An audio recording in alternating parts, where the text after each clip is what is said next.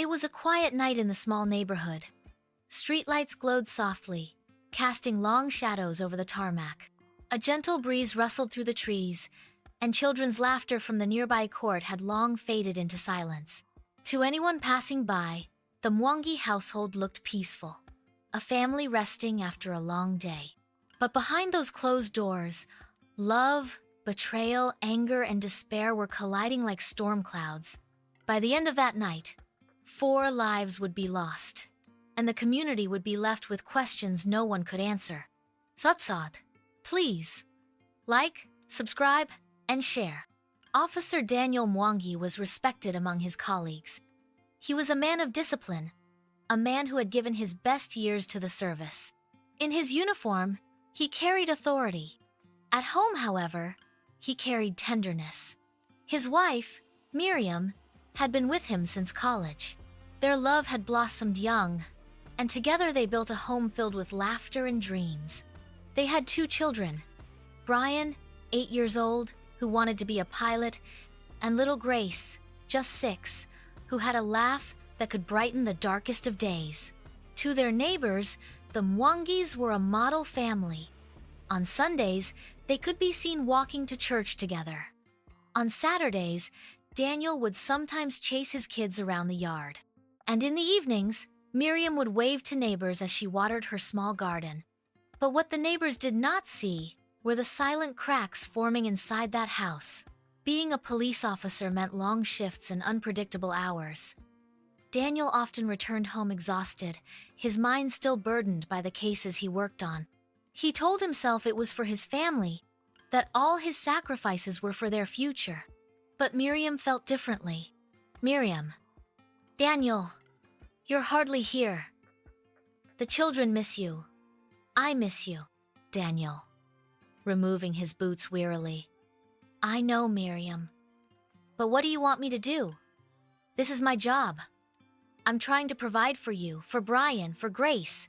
Isn't that what matters? Miriam, it matters, yes, but we need you here, not just your money.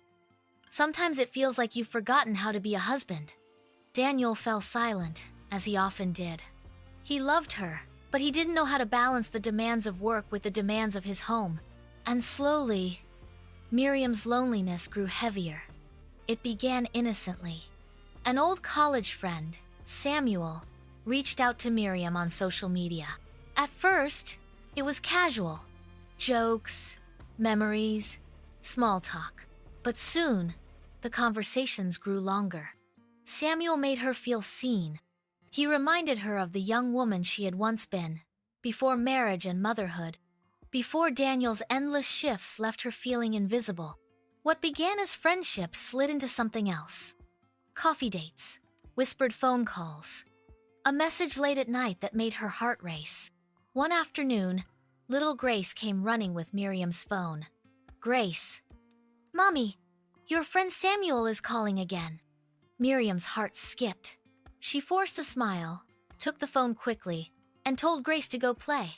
But in her chest, guilt tightened like a knot. She knew she was betraying the man who trusted her most. Yet the thrill of being wanted again was a trap she could not escape. Daniel was no fool. A policeman's instincts never rest. He noticed the phone Miriam always kept face down. The sudden perfume, the unexplained outings. One evening, he confronted her. Daniel, Miriam, is there something you're not telling me? Miriam, forcing a laugh. What do you mean? Daniel, you've been different, distant. I can feel it. Is there someone else? Miriam, shaking her head quickly. Daniel, don't be ridiculous. You're overthinking. I love you. Stop doubting me. But his doubts only grew. And when he finally confirmed them, the betrayal cut deeper than any wound he had faced in his line of duty. One night, Daniel followed Miriam discreetly. He saw her meet Samuel outside a restaurant. The way she smiled at him, the way Samuel touched her hand across the table, it told Daniel everything he needed to know. He sat in his car, fists clenched around the steering wheel, his heart pounding. 1,000 thoughts raced through his mind. Anger, humiliation, despair. He had faced armed criminals without fear. But this, the woman he loved giving her heart to another man, shook him to his core. That night, when Miriam came home, he asked nothing. He only stared at her, his eyes heavy with a pain she did not dare to meet. Days turned into weeks. Daniel became quieter, withdrawn. He still played with the children, still went to work, but something in him had changed.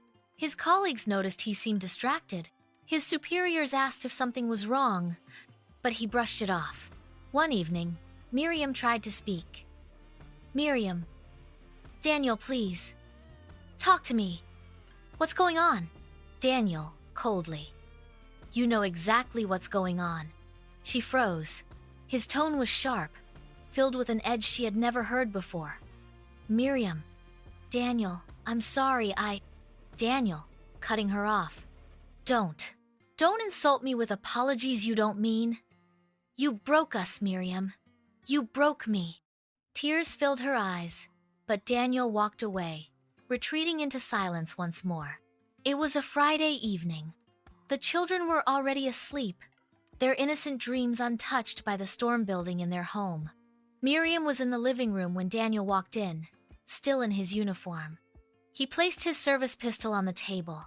His eyes were red, his face weary. "Daniel." "Miriam, do you love him?" Her lips trembled. She tried to speak, but the truth stuck in her throat. "Daniel, answer me. Do you love him?" Miriam, whispering, "I don't know." The silence that followed was suffocating. Daniel's hands trembled as he picked up the gun. His voice broke. "Daniel, I gave you everything. I loved you with all I had. And you gave yourself to someone else." "Miriam, please, Daniel, don't do this. Think of the children." Daniel, tears streaming. "I am thinking of them. I can't leave them in this cruel world. Not with this shame. Not with this betrayal." Before she could move, the first shot rang out, then another. The children, startled from their sleep, screamed, only to be silenced moments later. Finally, with shaking hands, Daniel turned the weapon on himself. The last sound that night was the gunshot that ended his torment. The next morning, neighbors gathered outside as police cars filled the street. No one could believe it. Officer Daniel Mwangi, the man who had once sworn to protect, had destroyed his own family. Some blamed Miriam's betrayal. Some blamed Daniel's pride and brokenness. But in the end, nothing could change the fact that 4 coffins were lowered into the ground and 2 children's laughter was gone forever. Love is powerful. But when it is poisoned by betrayal, silence, and pride, it can turn destructive. Daniel's tragedy teaches us this. Silence in relationships is dangerous. Speak, even when it hurts. Betrayal leaves wounds deeper than words can heal. And no matter the pain, violence is never the answer. If only Daniel had sought help. If only Miriam had chosen honesty. If only pride had given way to forgiveness. 4 lives might have been saved. As the community mourned, one truth echoed louder than any gunshot that night. Love should never destroy. It should heal, forgive, and protect. Like, subscribe, and share.